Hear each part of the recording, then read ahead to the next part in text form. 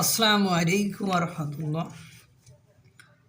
রাজধানীতে TCB truck sell থেকে তেল ডাল লুটে নেওয়ার চেষ্টা দেখলাম। টিসিবির ট্রাক সেল থেকে অল্প দামে, বাজারের দামের চেয়ে হয়তো বা 2 টাকা 3 টাকা কমে পণ্য কেনার জন্য বিশাল বড় লাইন।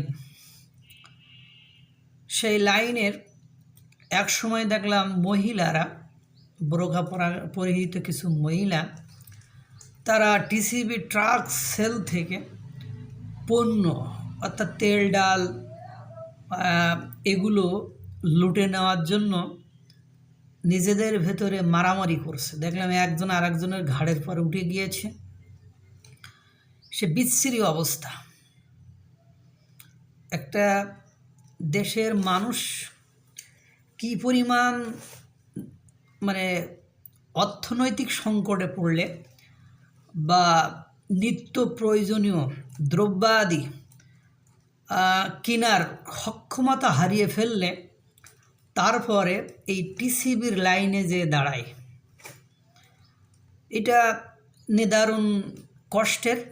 এবং যে সকল মহিলারা ওখানে গিয়েছে তাদের অবস্থা, বা যে সকল পুরুষরা সেখানে গিয়েছে তাদের অবস্থা দেখলে সত্যিই খারাপ লাগে।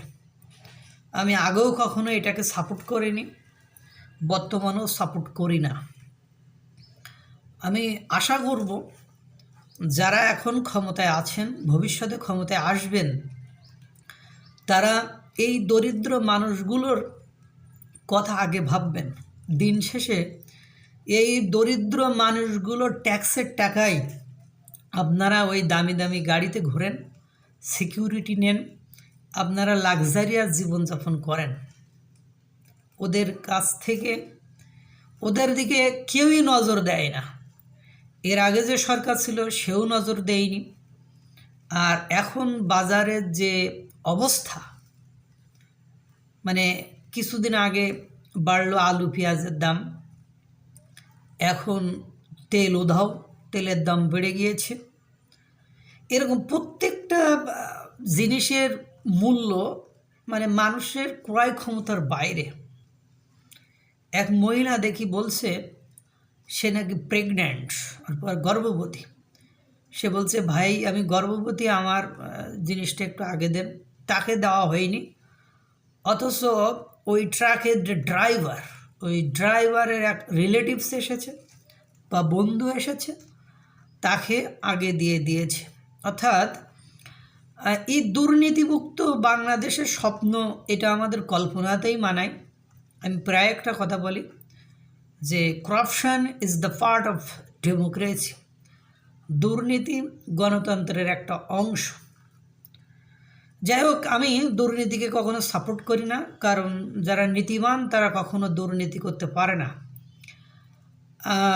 তারপরেও যেহেতু গণতন্ত্র করে আমরা যারা মাথা নষ্ট করি, রাষ্ট্রবিজ্ঞানের ভাষায় একটা পাঠ, ওটা এই জন্য আমি এটাকে বলেছি।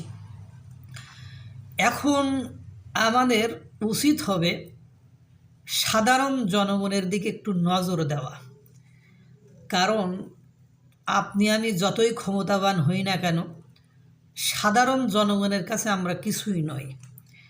কার্ল মার্কস বলেছিল, যারা পুঁজিপতি বা জমিদার শ্রেণী বা মালিক শ্রেণী, এরা সংখ্যাই থাকে কম।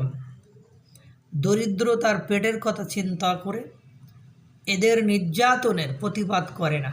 কিন্তু আপনার নির্যাতনের মাত্রা যদি এত বেশি হয়ে যায় যে সে পেছু হটতে তার দেয়ালে ফিট ঠেকে যায়, তাহলে কিন্তু ওই দেয়ালের থেকে সে সামনে আসার চেষ্টা করবে। আর ওরা যখন সামনে আসার চেষ্টা করবে, তখন কিন্তু আপনি তাদের পায়ের নিচেই পিষ্ট হয়ে মারা যাবেন, বা আপনি পদদলিত হয়ে মারা যাবেন। এই জন্য টিসিবি ট্রাক সেল থেকে এই তেল ডাল লুটের দৃশ্য দেখে আমার নিদারুণ খারাপ লেগেছে। একটা দেশ কতটা সংকটের ভেতরে দিয়ে গেলে ওই দেশের জনগণ এমন অস্বস্তিকর একটা পরিবেশ সৃষ্টি করতে পারে, এটা বলার অপেক্ষা রাখে না। আমি আশা করি খুব দ্রুতই এই সমস্যার সমাধান আপনারা যারা পলিসি মেকার আছেন তারা যে কোনো পলিসি করে সমাধান করবেন। আমাদের যিনি বাণিজ্য উপদেষ্টা বশির সাহেব, উনি কোটিপতি মানুষ, ওনাকে অনেক আশা ভরসা নিয়েই এখানে বসিয়েছে, কিন্তু উনি আসার পরে বাজারের অবস্থার আমি কোনো উন্নতি দেখছি না। বিষয়টা সকলেই নজরে নেবেন, বিষয়টা খেয়াল করে দেখবেন। আল্লাহ তাআলা সকলকে ভালো রাখুক, সুস্থ রাখুক। আসসালামু আলাইকুম রহমতুল্লাহ।